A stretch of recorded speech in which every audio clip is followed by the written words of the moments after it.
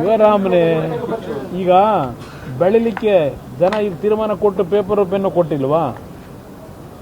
ನಾನು ಯಾಕೆ ಅಸೂಯೆ ಪಡಲಿ? ಒಳ್ಳೆ ಕೆಲಸ ಮಾಡಿದ್ರೆ ಅಭಿನಂದಿಸ್ತೀವಿ. ನೀವೇನೇನು ಮಾಡ್ಕೊಂಬಂದಿದ್ದೀರಿ? ಹೋಗಲಿ, ಹಳೇದು ಬಿಟ್ಬಿಡಿ. ಈಗ ಮುಖ್ಯಮಂತ್ರಿ ಆಗಿದ್ದೀರಲ್ಲಪ್ಪ, ಹಳೆ ನಿಮ್ಮ ಚಾಲಿ ಎಲ್ಲ ಬಿಟ್ಟು ಪ್ರಾಮಾಣಿಕವಾಗಿ ಜನಗಳ ಕೆಲಸ ಮಾಡಿ. ನಾವು ಬೆಂಬಲ ಕೊಡ್ತೀವಿ. 28ಕ್ಕೆ ಬಹುಶಃ ನೀವೇ ಬಂದುಬಿಟ್ರಪ್ಪ. ಅದೇನೋ ಹೇಳ್ತಿರಲ್ಲ 28ಕ್ಕೂ ನೀವೇ ಬನ್ನಿ, ನನಗೇನು ಅಸೂಯೆ ಇಲ್ಲ.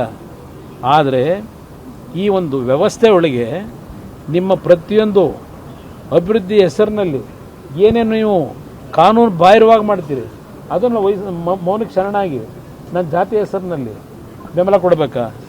ನಮ್ಮ ಪಕ್ಷ ದೇವೇಗೌಡರು 60-70 ವರ್ಷದ ರಾಜಕೀಯದ ಸಕ್ರಿಯವಾಗಿ ಪಾತ್ರವನ್ನು ವಹಿಸಿದ್ದಾರೆ.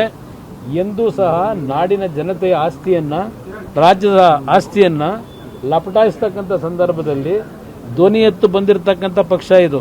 ವ್ಯಕ್ತಿ ಯಾರೋ ಬಂದರು, ನಮ್ಮವ್ರು ಬಂದಿದ್ದಾರೆ, ಏನಾಗ್ಬಿಡ್ತದೆ? ಆಯ್ತಪ್ಪ, ಒಕ್ಕಲಿಗರ ಪರವಾಗಿ ಇವರು ಮುಖ್ಯಮಂತ್ರಿ ಆಗವ್ರೆ, ಏನೆಲ್ಲ ಒಕ್ಕಲಿಗರ ಸಮಾಜ ಎಲ್ಲ ಉದ್ಧಾರ ಮಾಡಿ ಎಲ್ಲರನ್ನು ಇದರಲ್ಲಿ ಇಡ್ತೀರ ಆನಂದ ಇದರಲ್ಲಿ. ಈಗ ಸಿದ್ದರಾಮಯ್ಯವರು ಮುಖ್ಯಮಂತ್ರಿ ಆಗಿದ್ರಪ್ಪ 8 ವರ್ಷ ಆಗಿದ್ರೆ ಎಲ್ಲ ಕುರುಬ ಸಮಾಜದವರೆಲ್ಲ ನೆಮ್ಮದಿಯಿಂದ ಅತ್ಯಂತ ಅದ್ಭುತವಾದ ಜೀವನ ಮಾಡ್ತಾ ಇದ್ದಾರಾ? ಹಿಂದುಳಿದವರೆಲ್ಲ ಅದ್ಭುತವಾದ ಜೀವನ ನಡೆಸ್ತಾವ್ರ? ಯಾಕೆ ಆತ್ಮಹತ್ಯೆ ಪ್ರಕರಣಗಳು ನಡೀತಾ ಇದೆ? ನಾನು ಅದನ್ನು ಹೇಳ್ತೀವಿ. ಇವತ್ತು ಬರಗಾಲ, ಇಲ್ಲಿ ದೊಡ್ಡದಾಗಿ ಬೋರ್ಡ್ಗಳು ಹಾಕ್ಸ್ಕೊಂಡು ಇಲ್ಲಿ ಮೆರೀತಾ ಇದ್ದೀರಿ ಬೆಂಗಳೂರೊಳಗೆ. ಈಗ ಇಲ್ಲಿ ಬೆಂಗಳೂರನ್ನ ಯಾಕೆ ಉಪಯೋಗ ಮಾಡ್ತಾ ಇದ್ದೀರಿ? ಇವತ್ತು ಬೆಂಗಳೂರು ಇಂಥ ಪರಿಸ್ಥಿತಿಗೆ ಬರಲಿಕ್ಕೆ ಯಾರು ಕಾರಣ?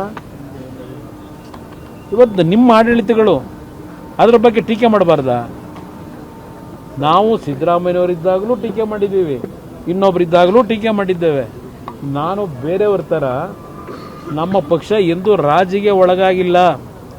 ರಾಜ್ಯದ ಸಮಸ್ಯೆಗಳು ಬಂದಾಗ, ನಾಡಿನ ಖಜಾನೆ ಲೂಟಿ ಆಗ್ತಕ್ಕಂಥ ಕೆಲಸ ಆದಾಗ ನಾವು ಯಾವುದೋ ಒಂದು ಜಾತಿಯ ವ್ಯಾಮೋಹದಲ್ಲಿ ರಾಜಕೀಯ ಮಾಡಿಲ್ಲ. ಜನತೆಯ ರಕ್ಷಣೆಗೋಸ್ಕರವಾಗಿ ವಿರೋಧ ಪಕ್ಷದಲ್ಲಿ ಕೆಲಸ ಮಾಡ್ತಾ ಇದ್ದೇವೆ.